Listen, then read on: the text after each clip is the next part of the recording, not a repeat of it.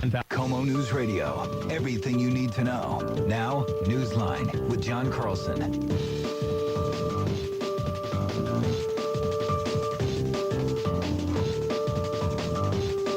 Well, we know Seattle is a baseball town. We know Seattle is a football town. Seattle definitely a soccer town. Is it a hockey town? Is it an NBA basketball town? A lot of people think, not really, not after the Seattle Sonics left, but a lot of other people think, no, the fans are there. They just had problems finding a good enough place to play. Well, State Representative Mike Hope from Snohomish County thinks that an arena can be built that will house an NHL hockey team and an NBA basketball team, and that it can be built without taxpayer dollars. Of course, that was the big snag that prevented Key Arena from being overhauled.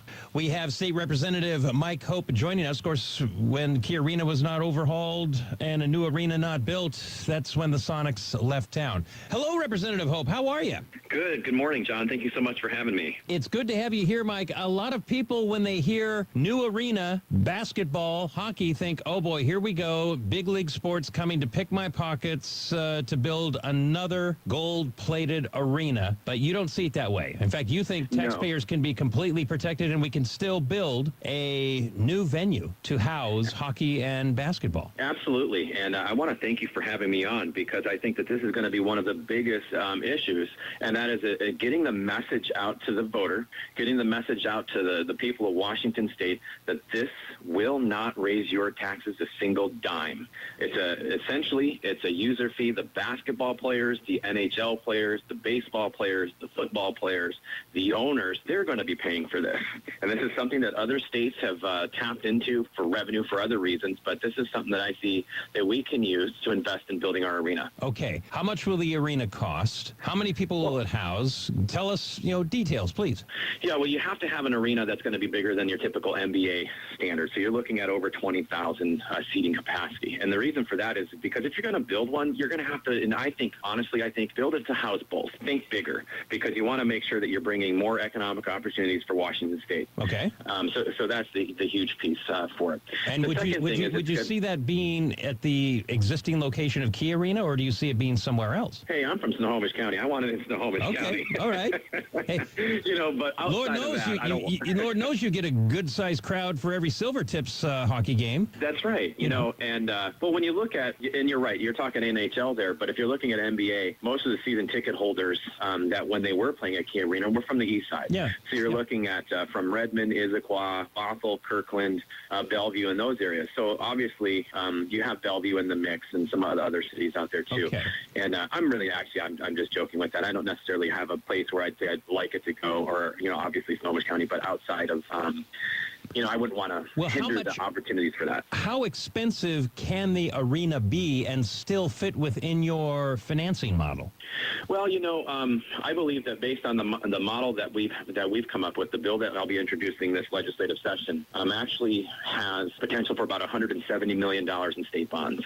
See, what I've used as the projection is what the group was looking at before the Sonics left, where you had private investors that were going to pay for part of it, and that is the third point of the plan too. By the way, is to have a private investor, but the state clearly can come up with it at a minimum half those funds, and again, it's without raising taxes at all.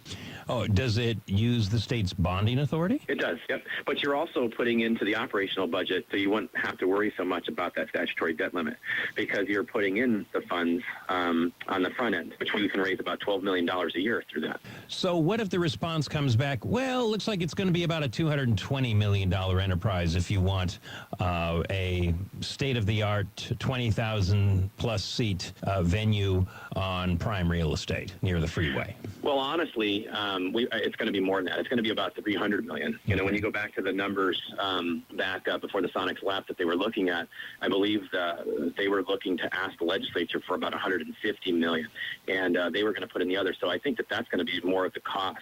All our goal is to get back to that original agreement, get back to that goal that was set back then, and show that, hey, we can be a partner in this. But well, you're saying 170 million, and 170, and the ticket price, or the price for the venue, you acknowledge would be closer to 300 million. That's correct. So where do you find the extra 130 million? That's the private investor, and that's what we're looking at. Remember back in was it 2006? The private investor group acknowledged that the only thing that they were asking for the legislature was about 150, and we just had a private investor that was out here in the summer from Chicago looking at the potentials. Right. And I wish this was on the table at that time where we could have sat down with that investor and said, hey, look, this is what we can offer, and I'm sure that person would potentially have the rest. So people who use the venue, people who play at the venue, the athletes, people that own the venue, the people who own the venue, they would pay the bill. You insist the taxpayers would not. What if there's cost overruns? We only have 10 seconds. You're not going to do it. We're not going to allow that to happen. The state be able to kick up $170 million, by creating that opportunity based on their user fees and and salaries. We're not going to do it. No. All right. State Representative Mike Hope, thanks very much for joining us here at KOMO News Radio.